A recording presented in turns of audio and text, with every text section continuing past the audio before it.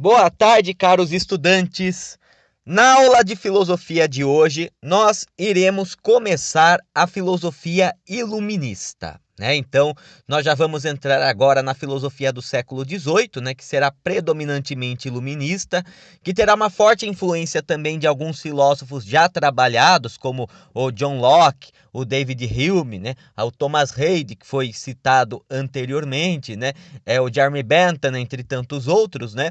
Então, a filosofia iluminista, ela vai ocorrer num contexto histórico de grandes transformações, né, novamente, né? Então, né, o contexto histórico em que essa filosofia ela irá prosperar, ela será condizente com a Revolução Gloriosa na Inglaterra em 1688, em que nós temos, né, o parlamento assumindo de fato o governo da Inglaterra, né, assumindo totalmente o governo britânico com a Declaração de Direitos, né, e a divisão de poderes estabelecida por Constituição. Nós vamos ter a Revolução Industrial no século XVIII, que vai levar à produção em larga escala de produtos e à consolidação do sistema capitalista, né, enquanto o sistema mercantilista, que era característico da colonização, começa a se esvair, né?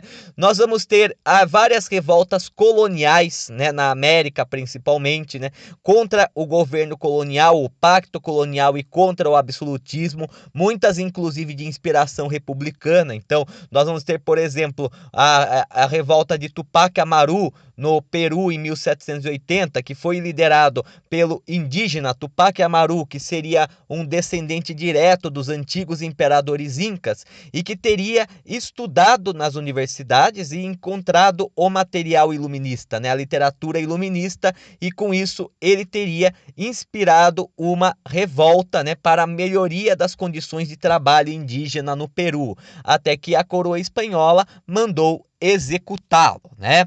Nós vamos ter também no Brasil várias revoltas, né? Desde revoltas nativistas que vão ser decorrentes de críticas à estrutura social colonial, né? Durante o século XVII e XVIII, e mais para o final do século XVIII, já revoltas que vão ser críticas do próprio sistema colonial, né? Tentativas de revolta, como a Inconfidência Mineira e a Conjuração Baiana, que vão propor a independência e a criação de regimes republicanos, sendo uma em Minas Gerais, no sudeste brasileiro, e a outra na Bahia, né? Nós vamos ter ao mesmo tempo também a Revolução Americana de 1775 a 1783, em que nós teremos a independência das 13 colônias e formação dos Estados Unidos, né? O primeiro momento que nós temos a independência de uma colônia europeia na América, né? A formação de um Estado americano, né? A revolta de Saint-Domingue em 1791 no Haiti, né, uma revolta de escravos que vai levar à proclamação da independência do Haiti, né, assim como também a Revolução Francesa de 1789 a 1799, fortemente inspirada, assim como a Revolução Americana e a Revolução Haitiana, né, pelos ideais iluministas, né, que vai passar por várias fases, desde uma fase mais moderada, que vai instalar a monarquia constitucional, até uma fase mais radical, né, com a proclamação da República, a execução do rei Luís XVI, né, e depois a reação, né, que vai acabar voltando à República Aristocrática, né, um processo que será encerrado com o golpe de Napoleão contra o diretório francês, né? Então, nós temos um momento de grandes transformações políticas, econômicas e sociais. E o iluminismo ele está fortemente atrelado a esses eventos históricos, né? De que forma nós podemos falar sobre isso, né? Nós podemos tratar sobre isso no sentido de que o iluminismo ele vai ser, por um lado, né, um grande produto da filosofia moderna, né, da filosofia que nós já trabalhamos, principalmente o racionalismo e o empirismo, né, pois vai haver uma grande valorização do indivíduo, do sujeito, né, da individualidade, da subjetividade, como o meio principal para se alcançar o conhecimento, né? Então, né, os embates entre racionalistas e empiristas, eles vão, né, embora eles tenham muitas discordâncias, como nós veremos, e até dentro desses segmentos, entre os racionalistas e entre os empiristas havia também opiniões muito diversificadas, né? Nós vamos ter um consenso entre essas duas escolas de pensamento, que será justamente a questão dos direitos naturais do ser humano, né? Porque se o ser humano ele é a base do conhecimento, ele é naturalmente racional, né? Ele é naturalmente capaz de aprender o mundo externo, né? Seja pela razão, seja pelas sensações, ele então possui direitos naturais, né? Então, o iluminismo, ele acaba, podemos dizer dessa forma, sendo uma transformação da filosofia racionalista e da filosofia empirista para a ação prática, né? Enquanto as filosofias racionalistas e empiristas, elas eram muito mais voltadas para a metafísica, para a epistemologia, né? Para a teoria do conhecimento de uma forma geral, o iluminismo, ele aplica essas teorias, né, desenvolvidas tanto por racionalistas quanto por empiristas para a transformação social. Isso é um marco bastante importante, né, na história da filosofia, pois nesse aspecto nós temos uma filosofia que propõe a transformação prática do mundo. Não é uma filosofia especulativa, não é uma filosofia que busca as abstrações conceituais. É uma filosofia que busca a transformação da realidade a partir desses princípios filosóficos, né? Então, o iluminismo, ele será, de certa forma, um produto das discussões do racionalismo com o empirismo, porém voltado mais para a realidade prática. E nesse sentido, ele acaba por inaugurar uma nova forma de fazer filosofia, né, que seria basicamente uma filosofia revolucionária, uma filosofia que se propõe a transformar e não apenas a pensar, a especular ou a questionar os sistemas políticos, mas a transformar a própria política, assim como a economia e também a organização social, né? Então, nesse sentido mais geral, né, nós temos o iluminismo, né? Embora seja muito pretensioso dizer que seria a primeira escola filosófica que propõe uma transformação, já que não é de fato, né? Mas um primeiro movimento organizado que tem como foco, que tem como objetivo principal a transformação social, né? Então, nesse sentido, o iluminismo, ele acaba se diferenciando das outras escolas filosóficas modernas por conta disso, né? Embora as discussões metafísicas, embora a teoria do conhecimento, a epistemologia sejam assuntos presentes no iluminismo, o iluminismo é mais voltado para a materialidade, né? Ele é mais voltado para a transformação do meio social em que os indivíduos que são a base do conhecimento vivem, né? Ocupam, né? Então, nós temos a continuação do descrédito de instituições como meio de se chegar à verdade, principalmente a igreja, que será frontalmente atacada pelo iluminismo, né? Se nós observarmos no racionalismo e no empirismo, não havia necessariamente grandes ataques à igreja ou à religião, né? O que se falava muitas vezes era que, né, as instituições antigas, elas não poderiam ser a base para o conhecimento, pois o conhecimento está no sujeito, né? Mas se nós observarmos bem, né, o Descartes, o Pascal, assim como o Berkeley, eles têm uma grande aproximação com religião, né? No iluminismo também nós temos o início de uma filosofia ateia, também uma filosofia ateísta e anticlerical, né? Então, além de ser uma filosofia que vai negar a existência de Deus, ou mesmo negar a interferência de Deus no plano terreno, né? Nós vamos ter também uma filosofia que vai frontalmente atacar o clero, né? Vai atacar as instituições antigas, né? Então, o iluminismo, ele acaba também, de certa forma, sendo uma radicalização do processo de formação da filosofia moderna, né? Nós vamos ter a continuidade da revolução científica, cada vez mais nós temos um método científico cada vez mais rígido sendo desenvolvido, em grande parte por conta dos empiristas, né? Embora os racionalistas também tivessem contribuído com um método, né, no qual apenas pode ser considerado verossímil o que pode ser provado, né, a partir da lógica ou a partir da experimentação e da observação. razão, né? Então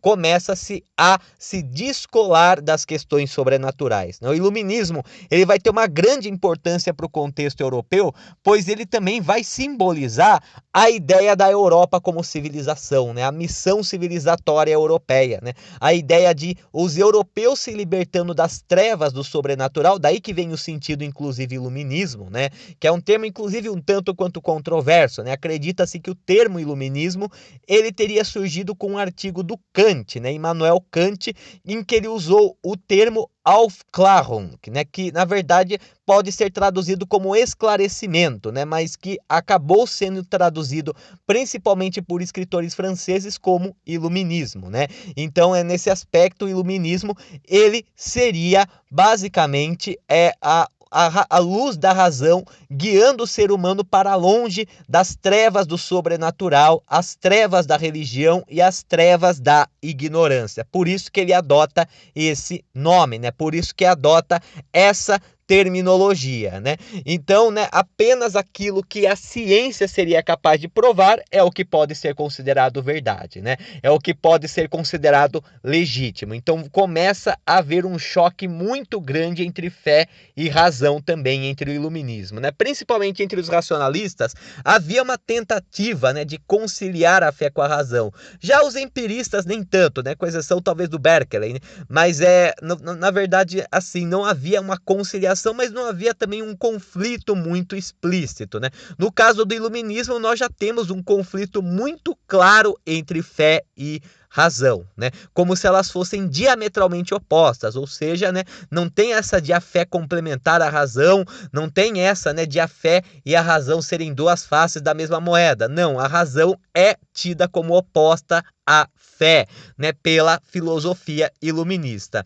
A busca por leis naturais, né, que regem o funcionamento do cosmos, né, e a aplicação para as relações humanas. Nesse sentido, nós vamos ter o desenvolvimento das ciências naturais, né, ciências com método rigoroso e a aplicação desses métodos também para as ciências humanas, embora, né, isso só encontrará seu apogeu com o positivismo no século XIX.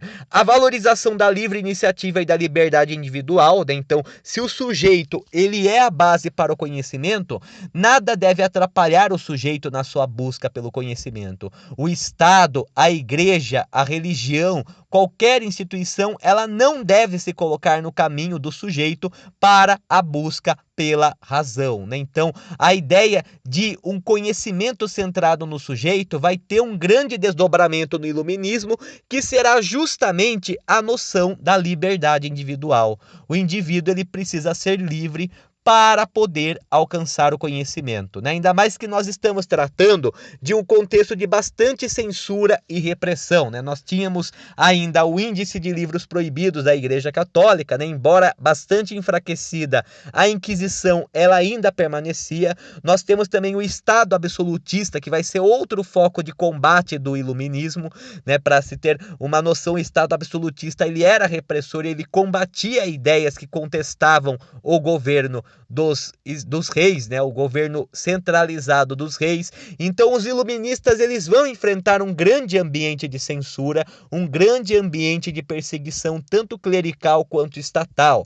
Então nesse sentido se encaixa essa noção também da liberdade individual para se alcançar o conhecimento, né? Também tem um projeto político envolvido nisso, que vai culminar com o chamado liberalismo, né? Ou seja, né, uma filosofia econômica e política voltada principalmente para a valorização da ação individual e que tem uma grande relação com o desenvolvimento do capitalismo, né, com a Revolução Industrial, né, já que a Revolução Industrial ela vai valorizar bastante a iniciativa individual, ela vai valorizar bastante, né, a empreitada individual para conseguir o lucro e o investimento, né? Nós temos uma mentalidade mais empreendedora a partir desse momento e não uma mentalidade necessariamente extrativista ou predatória. Embora os ingleses e os holandeses, ainda na época do mercantilismo, eles já tivessem essa noção de investimento nas áreas coloniais e não só extração, essa noção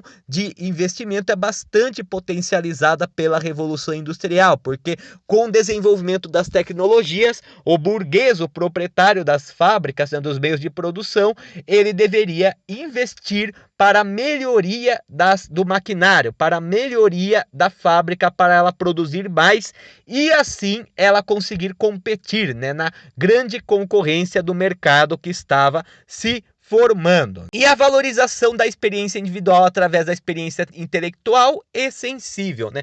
O iluminismo, ele de certa forma vai pôr um certo fim, vamos dizer dessa forma, na discussão entre racionalistas e empiristas. Por um lado, o iluminismo ele vai ter um pé no racionalismo ao afirmar que todo ser humano é naturalmente racional, né? E como o ser humano é naturalmente racional, apenas a razão pode libertá-lo, né? Por outro lado, ele também terá um pé no empirismo, no sentido de valorizar a observação e a experimentação. Então, o iluminismo ele vai consistir no começo dessa conciliação entre as perspectivas racionalistas e empiristas, né? Que já será o mais evidente com a filosofia de Immanuel Kant, né? E posteriormente depois com Hegel, já no idealismo, né? Que é um outro movimento filosófico que nós vamos ter, né? O fim dessa grande discussão entre racionalistas e empiristas. Então, a filosofia iluminista ela vai surgir na Europa, principalmente no século XVIII, né?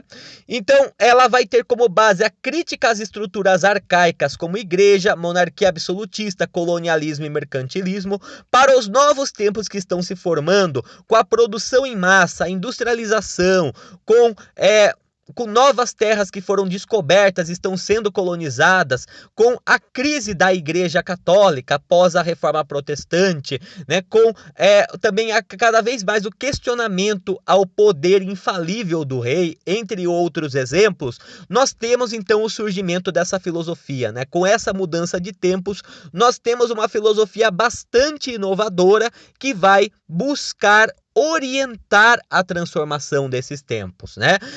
Para o iluminismo, o pensar, o ato de pensar, a faculdade de pensar é algo inerente ao ser humano, que é tanto comum dos racionalistas quanto dos empiristas, né?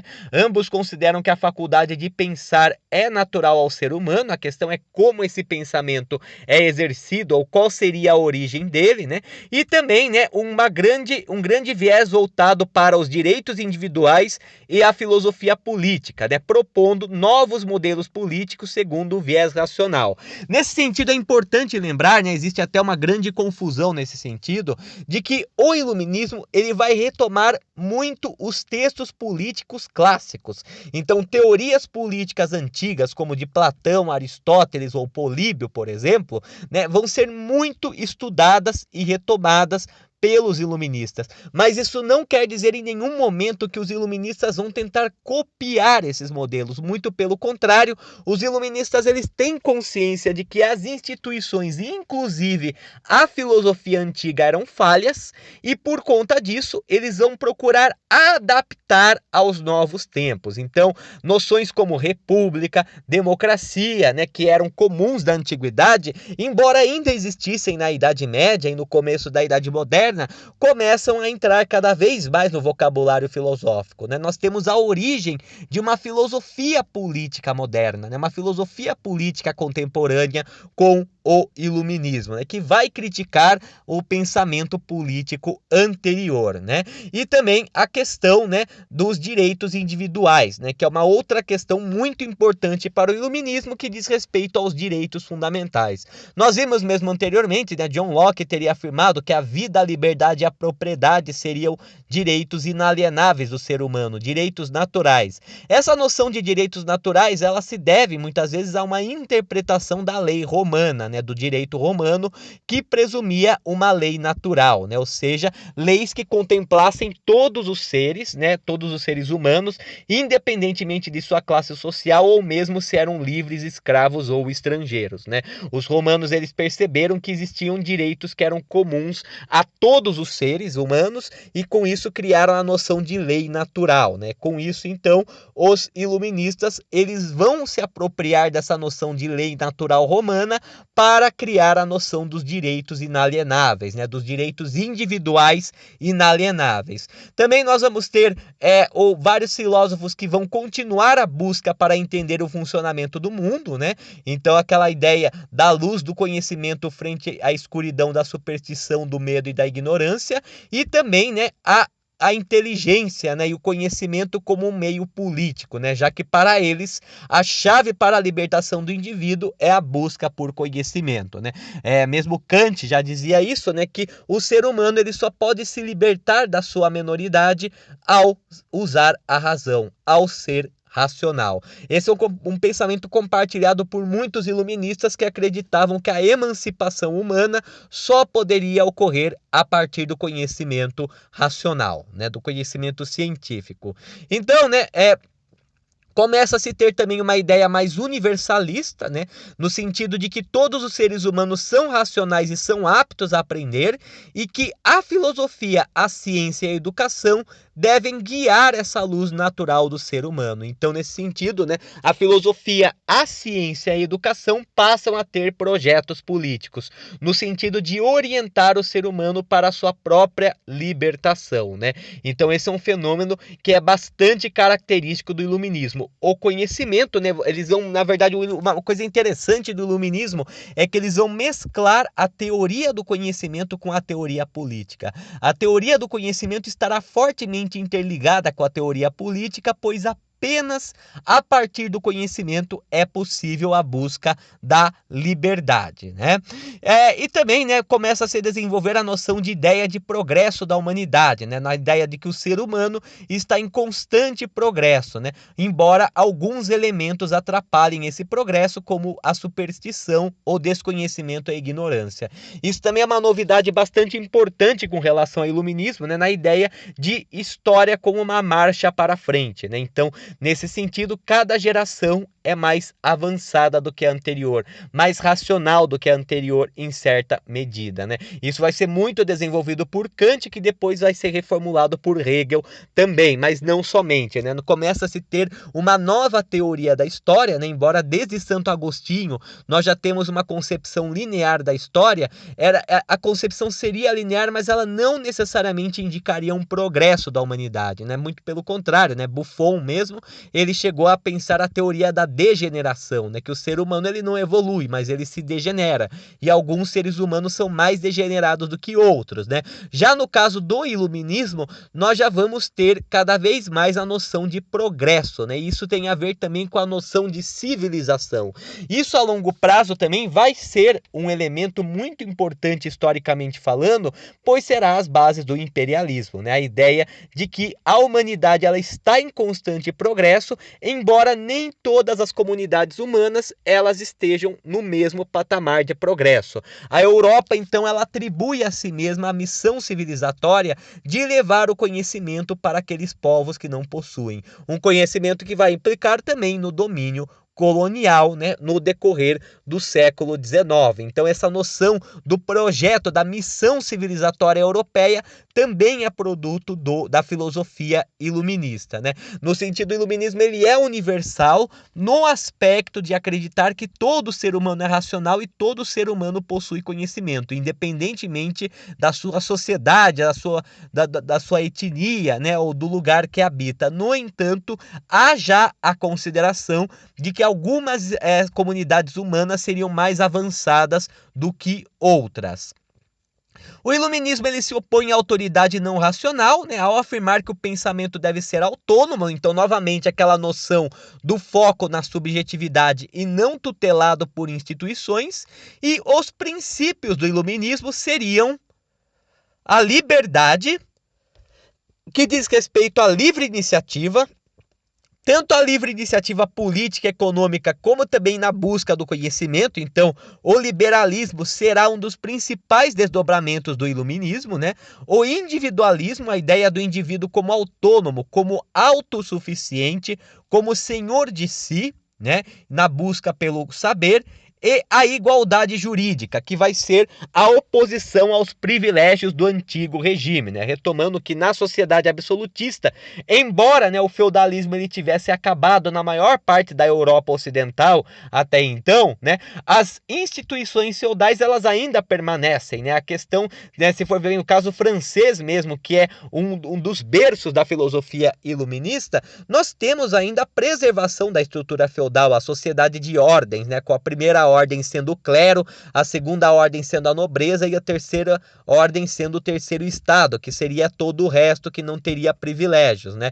Então, a única diferença é que, enquanto no feudalismo você tinha os senhores feudais como senhores totais e sua terra compartilhando o poder com a igreja, agora você tem um rei acima tanto da nobreza quanto da igreja também, né? Mas a ordem social, embora a ordem econômica e a ordem política tenham se alterado, a ordem social ela permanece. Claro, ela se transforma, mas a grosso modo ela permanece. E os iluministas eles vão criticar essas ordens sociais arcaicas, né? A sociedade de privilégios, a sociedade de classes. Se todo ser humano é racional, se todo ser humano ele é apto para a busca pelo conhecimento, não faz sentido então que alguns seres humanos eles nasçam melhores do que os outros. Apesar disso, o iluminismo ele é bastante meritocrático, né? Ele acredita no quê? Que no caso, né, não se deve valorizar os títulos de nascimento, mas as conquistas que são desenvolvidas durante a vida, né? Então,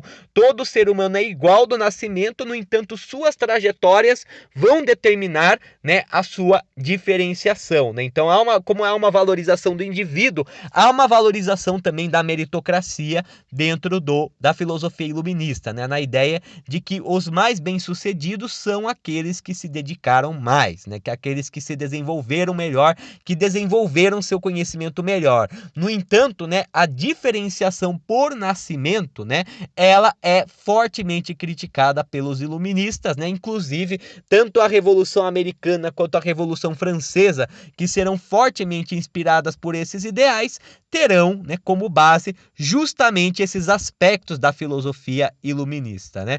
E também, né, nós teremos uma grande influência política de John Locke, principalmente o contrato social, a ideia do contrato social racional em oposição ao Thomas Hobbes, né, na ideia de que naturalmente o ser humano é racional e é capaz de resolver conflitos, no entanto, muitas vezes juízos equivocados podem levar a conflitos e a noção de direitos inalienáveis e do próprio federalismo, podemos dizer dessa maneira, né? E do David Hume, né, que vai ter a noção da causalidade e do ceticismo, né? Que tudo pode ser colocado em dúvida, né? Tudo pode ser colocado em questionamento, principalmente as instituições antigas. Nós teremos também alguns desdobramentos de Francis Bacon, a teoria dos ídolos, né, da crítica aos ídolos, né, que atrapalham o julgamento, né? Nós teremos também uma influência do René Descartes, né, na ideia de que a razão seria a base para o conhecimento e o pensamento humano, né?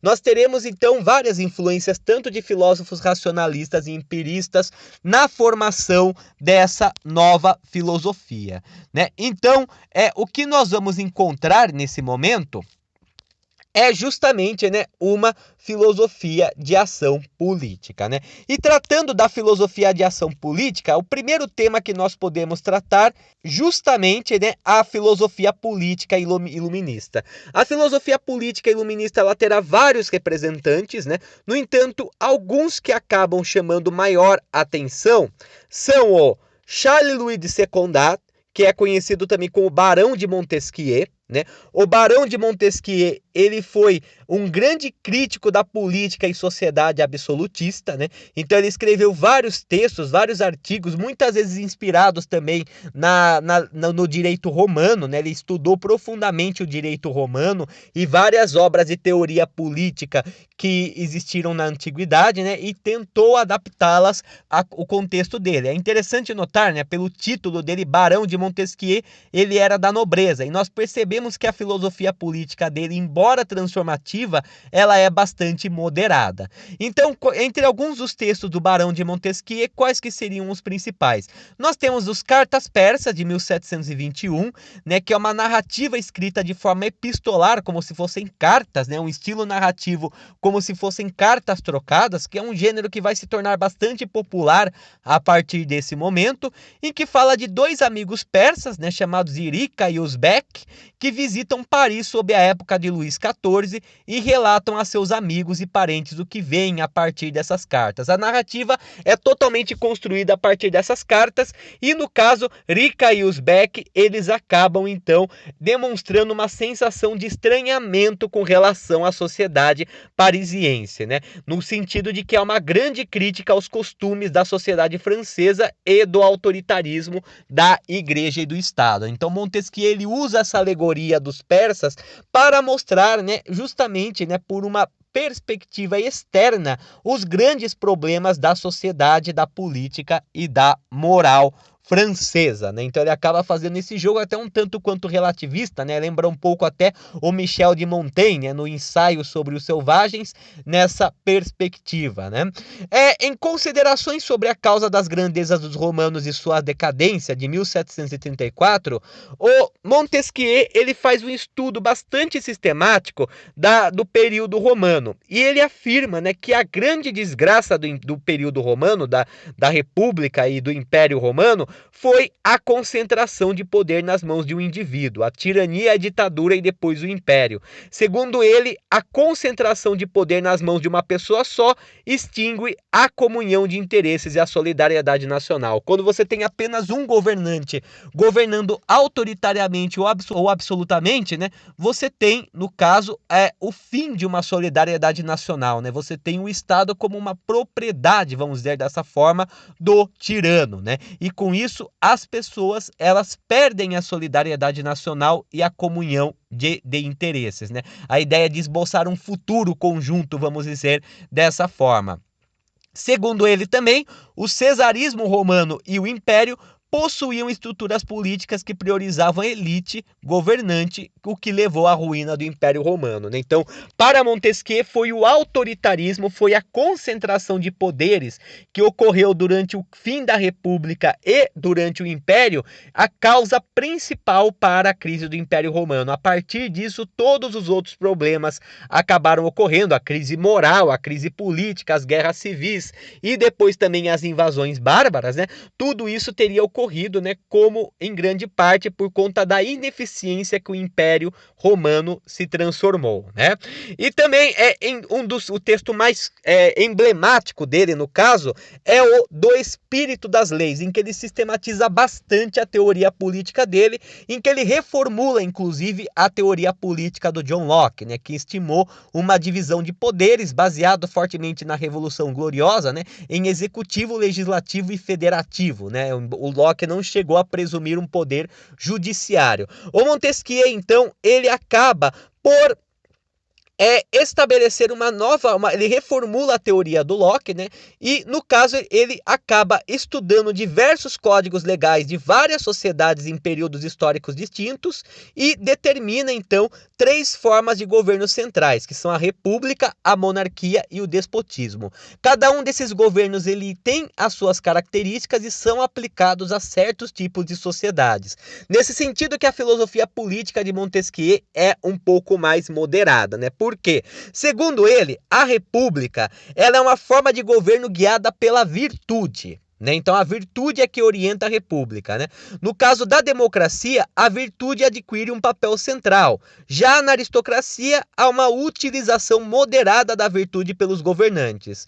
No entanto, Montesquieu ele afirma que, embora seja um governo virtuoso, ele só seria aplicável em pequenos estados e cidades-estado, como os Países Baixos, as cidades italianas, que já seguiam esse modelo. Para Montesquieu, na França, que seria um estado maior, seria impraticável utilizar o governo republicano, né? O governo republicano ele demanda uma participação política, principalmente no caso da democracia total dos cidadãos, né? E isso só seria aplicável para cidades-estado, né? Já a monarquia é a forma de governo que é guiada pela honra, né? Então tem um conjunto de regras para organizar a relação entre governantes e governados, né? O Montesquieu, então, ele propõe uma monarquia inspirada na inglesa, no qual há a divisão de poderes que são harmônicos e independentes entre si, que seria o executivo, que executa as leis, e o legislativo, que elabora as leis, né?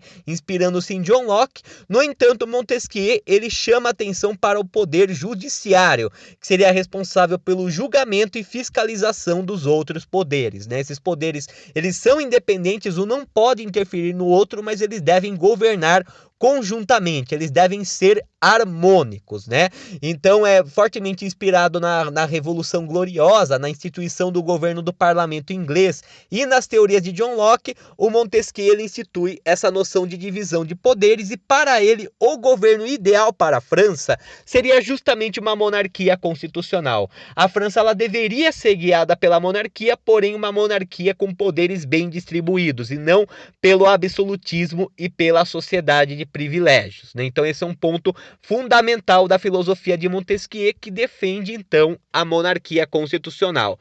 Já o despotismo é a forma de governo guiado pelo medo, que é algo bastante criticado por Montesquieu, que enxerga nele um governo frágil, guiado pelo temor da população e pela destruição do próprio território. Segundo Montesquieu, um déspota governa segundo sua vontade e se utiliza da força para evitar oposições. Então aqui nós temos uma crítica frontal a Maquiavel, né? Já que a Maquiavel ele afirmava que o governo ele deveria se basear no medo, né? Porque era melhor ser temido do que amado, né? Já Montesquieu afirma que um governo frágil é justamente aquele governo que é orientado pelo medo, né? Então, ele tem uma grande crítica ao despotismo, considerando a forma mais bárbara de governo que existe entre as três, né? Então a república seria para pequenos países e cidades, baseada na virtude. A monarquia para grandes países, porém ela deveria ter divisão de poderes, né? Sendo executivo, legislativo e judiciário, que são a divisão de poder que é mais comum nas democracias contemporâneas, né? E o despotismo, que é orientado pelo medo, né? E pelo terror, né? Então essa é, a grosso modo, né, seria então a filosofia, os principais pontos da filosofia política de Montesquieu. Outro filósofo que vai tratar bastante dessas questões será o François-Marie Arouet, ou Voltaire, né? Voltaire ele foi ensaísta, escritor e dramaturgo, além de filósofo. Inclusive ele teve uma grande proximidade com lideranças reais, né? Inclusive ele se aproximou bastante do rei da Prússia, Frederico o Grande, Friedrich II, né? E Catarina da Rússia, né? Ele chegou inclusive a viver na corte de Frederico II, no entanto, e depois os dois teriam rompidos por divergências ideológicas, né? Então, o Voltaire, ele tem várias peças de teatro que acabam, no caso, enunciando boa parte da sua filosofia, né?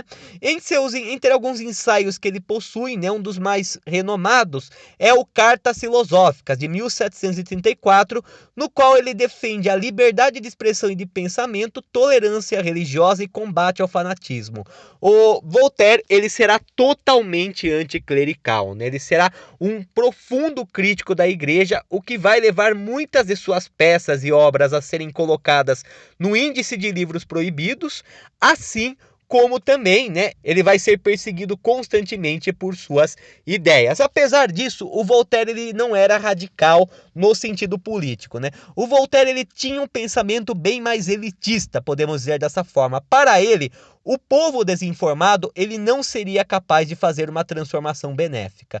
Então o Voltaire ele dizia que caberia aos próprios governantes, aos próprios reis, fazer um governo pela razão. Então o Voltaire ele vai desenvolver um sistema que será conhecido como despotismo esclarecido, no qual você tem reis absolutistas capazes de realizar reformas, no entanto eles devem governar segundo a razão.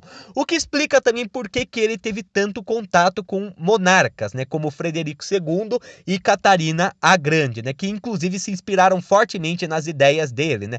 Frederico II ele faz uma grande reforma na Prússia, até numa reforma do ensino, baseada no Voltaire, e Catarina a Grande abole a servidão na Rússia, né? Também inspirada nas ideias de Voltaire, né? Então, o Voltaire, ele se torna cavaleiro da Câmara Real em 1742, né?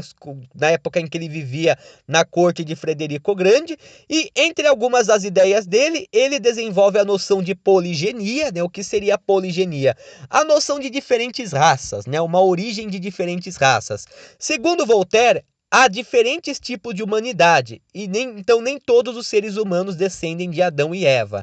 Com isso, Voltaire ele é considerado um dos fundadores do racialismo, ou seja, a ideia de que a humanidade é dividida em raças diferentes, embora racialismo seja distinto de racismo, já que racismo é presumir uma hierarquia entre raças, o racialismo só presume uma divisão de raças, né? No caso, Voltaire ele se enquadrava mais no racialismo, né? Ele não chegou a hierarquizar as raças, mas para ele havia várias humanidades diferentes, né?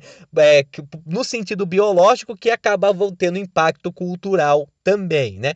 E também ele falava das singularidades da natureza, o chamado preformismo, no qual os organismos desenvolvem-se a partir de versões menores de si mesmo, né? Então aquela noção do desenvolvimento embrionário, né, até a fase adulta, né? Os organismos eles vão se desenvolvendo a partir de versões menores de si mesmo, né? Inclusive isso vai ter até uma certa influência nas teorias evolucionistas no século XIX. Ele era contra a democracia, pois para ele o povo leigo, o povo ignorante não seria capaz de fazer transformações, pelo menos não de forma benéfica, e a favor do despotismo esclarecido, né? E também ele retirou-se de Berlim após conflito com Frederico II e se refugiou na Suíça, ficando no país até 1778, quando então ele retorna para a França, né? Então, e aí ele morre, né? Ele acaba morrendo assim que ele retorna para Paris, né? Então, o Voltaire, né, ele vai ser um iluminista que vai se destacar em várias áreas, né, na literatura, na dramaturgia, né, nos ensaios filosóficos, entre outros exemplos, né? No entanto, ele vai ter uma postura de certa forma um pouco mais elitista e também vai ter uma grande valorização da filosofia natural. E por fim, né, o outro filósofo iluminista que vai ter uma grande importância na elaboração da teoria política será, né, o mais recente deles, no caso, né, que será o Jean-Jacques Rousseau, né, o suíço, franco-suíço Jean-Jacques Rousseau, que vai ser fortemente influenciado tanto pelas ideias de John Locke quanto também de Michel de Montaigne. Enquanto o Montesquieu ele era mais favorável à monarquia constitucional e o Voltaire era mais favorável ao despotismo esclarecido, Rousseau ele vai representar uma ala mais radical do iluminismo, já que ele vai defender o republicanismo e a democracia, né? Então, em Discurso sobre a origem da desigualdade entre os homens, de 1755, Rousseau ele afirma que a natureza é dotada de bondade. Então ele parte do princípio de que o ser humano no estado natural, ele não vive numa guerra de todos contra todos, como dizia Hobbes, né? Ele é bom por natureza, né? Ele acaba se separando dos animais por conta da sua racionalidade, né? Enquanto os animais agem por instinto, o ser humano age por um ato de liberdade, né? Então ele tem uma aproximação com Locke em certo sentido. No entanto, né, uma grande divergência que o Rousseau vai ter com Locke é a noção da propriedade. O John Locke ele vai considerar que a propriedade junto com a vida e a liberdade são direitos naturais e inalienáveis. O Rousseau ele já vai ter um viés mais crítico da propriedade, afirmando que a propriedade é onde se iniciam as desigualdades e onde se iniciam a corrupção, né? O que é inclusive parafraseado na ideia de que na verdade o homem é bom por natureza, né? Mas a ideia de propriedade acaba corrompendo ele, né? Então, né, segundo o Rousseau, a conglomeração social leva os seres humanos a se classificarem e a propriedade acaba perpetuando a desigualdade social, né? Então ele vai ter, embora ele se inspire fortemente no Locke, ele vai ter uma oposição frontal à ideia do John Locke nessa questão da propriedade, né? Inclusive até interessante notar, né, que o despotismo esclarecido será muito influenciado por Voltaire, né? A primeira fase, a fase girondina da Revolução Francesa, que era mais moderada, que adotou a monarquia constitucional e o voto censitário, é mais inspirada em Montesquieu. Já a fase jacobina, que é a fase mais radical, a fase do terror, do republicanismo e do sufrágio universal, será inspirada principalmente no Rousseau, né? Então nós percebemos como esses filósofos eles estão inclusive divididos em várias partes da Revolução Francesa, onde suas ideias acabam sendo colocadas em prática, né? Embora muitas vezes de forma mal interpretada. Na Revolução Americana mesmo, na Constituição Americana, há muitas referências às ideias principalmente de Voltaire, John Locke e Montesquieu também, né? Então, outro texto que o Rousseau ele vai tratar, né, um texto pedagógico, no caso, o Emílio, de 1762, no qual ele fala sobre a importância da educação, né, inclusive uma crítica ao sistema de ensino tradicional da época e a valorização da educação a partir não só da afetividade, do vínculo entre tutor e aluno, como também a partir da vivência concreta, né? Então, Rousseau ele acaba também tendo uma posição bastante visionária no sentido pedagógico, né? E inclusive considera a educação uma forma importante de libertação do ser humano, né? Em Contrato Social, que é a obra mais renomada, podemos dizer dessa forma, de Rousseau, de 1762, Rousseau ele acaba trabalhando a noção da origem dos sistemas sociais, né? Dos sistemas políticos, né? No qual ele fala que o homem nasce bom e a sociedade o corrompe, né? Ele parte muitas vezes do pressuposto do bom selvagem, que é uma ideia presente também no Michel de Montaigne, né? Que é bastante inspirado no Michel de Montaigne, no qual afirma-se, né, em que ele fala também no discurso sobre a origem da desigualdade entre os homens, de que os indígenas eles viveriam sem conflitos e sem desigualdades, pois não possuíam propriedade privada, né? O Rousseau ele nunca pisou na América, né? Muito do que ele sabe sobre os indígenas vieram de observadores europeus, né, de viajantes europeus que registraram uma visão um tanto quanto equivocada sobre os indígenas. Hoje em dia nós sabemos que os indígenas tinham guerra, que muitas sociedades indígenas eram desiguais, né, que havia uma distinção social entre algumas comunidades, né, que na verdade não era um paraíso edêmico que o Rousseau presumia. No entanto, ele usa muitas vezes os indígenas como a ideia do ser humano em estado natural, ou seja, anterior à formação da sociedade, e considera que esse é o estado natural do ser humano, um estado de apaziguidade e de bondade também, né? No entanto, da formação da sociedade e na concepção da propriedade privada, as desigualdades elas começam e com isso então começam-se os conflitos, né? Começam-se as ambições e as corrupções, né? Ele também se inspirou muito na Roma republicana, no qual ele considera um exemplo de governo, né? Uma sociedade que seria justa e virtuosa e, né, ele acaba partindo, né, no contrato social a ideia de como conciliar a liberdade natural do ser humano com uma sociedade que é corrupta, com uma sociedade que faz os seres humanos se distinguirem e então dar início à desigualdade. Segundo ele, a resposta seria a vontade geral, ou seja, a vontade de todos os cidadãos pelo bem comum. Não seria a soma das vontades de todos os cidadãos para Rousseau, seriam os pontos em comum, né, para o benefício da sociedade em seu presente e em seu futuro, que deveriam orientar um governo. Então, o governo justo é um governo que escuta e segue a vontade geral. Tanto que o Rousseau também, inclusive, ele acaba defendendo até mesmo a revolução, né, como uma forma de depor um governo ilegítimo. Se o governo ele não atende às vontades gerais, ele deve ser então derrubado, né? E até mesmo havia uma defesa do armamento nesse sentido, né? No sentido de que uma população ela poderia se armar, né, para combater um governo tirânico, né? O que até inclusive é evidente na Constituição americana também, essa noção do armamento para impedir o surgimento de uma tirania, né? De um surgimento de uma ditadura ou um governo autoritário. Em Confissões de 1764 a 1770, ele faz um texto autobiográfico contando sua trajetória, né? Aquela noção da valorização do sujeito também, que era comum dos racionalistas e dos empiristas, né? Como Descartes também, que tinha uma obra filosófica bastante autobiográfica, né? Então, o Rousseau, além disso, ele era naturalista, né? Ele estudava bastante botânica também, e as ideias desses três principais filósofos vão dar origem à Constituição norte-americana, né? A Constituição francesa também, do período da Revolução, aqui, e também a Declaração dos Direitos do Homem e do Cidadão, né? Que será um documento que será promulgado na Revolução Francesa, que vai assegurar os direitos inalienáveis a todo ser humano. Então, eles vão ter uma filosofia de ação bastante prática no campo político, né? E vão ser, por isso mesmo, os fundadores da filosofia política contemporânea nesse sentido. Então, no momento é isso. Uma boa tarde a todos.